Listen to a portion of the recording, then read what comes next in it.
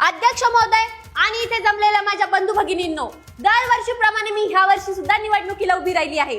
तुम्ही निवडून देत नाही तो वेगळा प्रश्न आहे, पण मी काही हार मानत नाही. या वर्षी मी खास तरुण पिढीसाठी काही खास उपाययोजना राबवणार आहे. पहिले म्हणजे मुलींसाठी मी गल्ली बोळीत रस्त्यावर फ्री मध्ये ब्युटी पार्लर सर्व्हिस चालू करणार आहे. टाळ्या टाळ्या टाळ्या. एवढंच नाही, 1000 कोरियन मुलांना मी दर महिन्यात इंडियन बनवणार आहे. टाळ्या टाळ्या. आणि हो, तुम्हाला वाटत असेल मी फक्त मुलींसाठी योजना राबवल्यात. नाही, मुलांसाठी योजना आहेत. मुलांना रशियामधून गिफ्ट मागवले जातील. टाळ्या.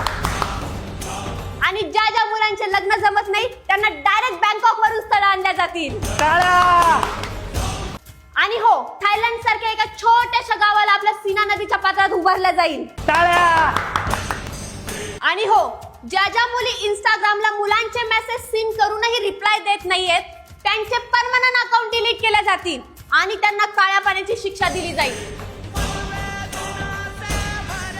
आणि हो, दुसरी सर्वात महत्वाची योजना, जे बेरोजगार तरुण आणि तरुणी आहेत त्यांच्यासाठी बेरोजगार दादा आणि बेरोजगार दीदी योजना राबली जाईल. दरमहा 15,000 रुपये त्यांना दिले जातील. टाळ्या. आणि हा, माझी सगळ्यांना कळकळीची विनंती आहे, ह्या वर्षी तरी मला मतदान करा. माझं चिन्ह आहे penguin. Vote for penguin. Vote for penguin. एकच पक्ष, तरुण पिढीवर लक्ष. एकच पक्ष, तरुण पिढीचं मॅडमवर लक्ष. हा. काय म्हणलास? Vote for penguin. Vote for penguin. Vote for penguin. Vote for penguin. कुणी नादाला लागायचं नसतं आमचा नेता